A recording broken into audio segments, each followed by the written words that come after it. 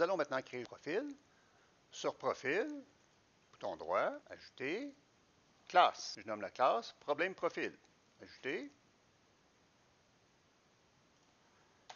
La nouvelle classe qu'on vient de créer dérive de Profil. Deux points, Profil, Contrôle point, Using Automapper.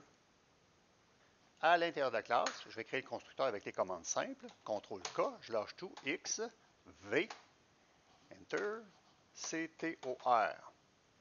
Tab. Je vais taper Create, Map, le chevron plus petit, plus grand, et on regarde le ballon.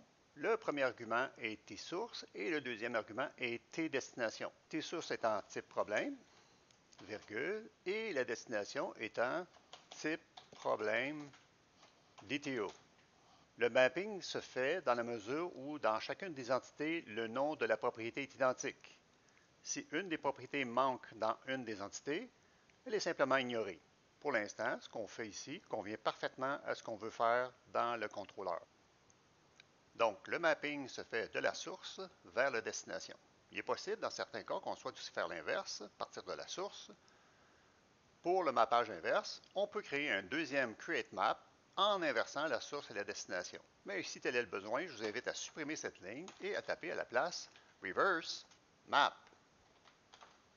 Mais pour l'instant, pas utile. C'est fait pour la configuration. Je m'en vais maintenant dans le contrôleur. Contrôleur, problème contrôleur. Et comme d'habitude, puisqu'il s'agit d'un service, je dois l'injecter dans les paramètres du constructeur. Après logger, virgule, emapper, mapper. Sur mapper, contrôle point, affecter le champ mapper. Read only, c'est parfait. Ma convention, c'est souligner avant la variable locale. J'ajoute la ligne suivante au cas où mapper serait nul. Après l'appel de mon repository dans lequel les informations de type problème sont dans info, je fais var DTO. Sous var, le type est déterminé au moment du runtime. Égal, souligné, mapper.map. Chevron, nous indiquons ici le type, ce vers quoi nous souhaitons mapper. Si on regarde info dans le ballon, c'est un enumerable type problème. Donc, dans notre cas, ça va être un enumerable de type problème DTO. Chevron, DTO. On va au bout. Parenthèse, parenthèse, point virgule. Dans les parenthèses, je donne la source. Je m'en viens ici avec info. Cette simple ligne remplace ma book for each que j'avais tantôt. Et évidemment, ce qu'on retourne au client, c'est le DTO.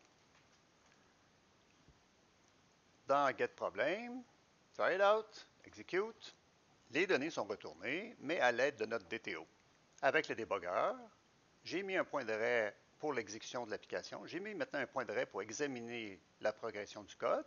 Je fais Step Over. Dans Info, clic. J'ai ici mes types de problèmes. Sur la variable, le triangle, j'ai la même chose. Pour l'instant, Info correspond à type problème. Step Over, Info DTO, je regarde. J'ai la même collection, mais cette fois-là transférée dans type problème DTO. Tout fonctionne très bien.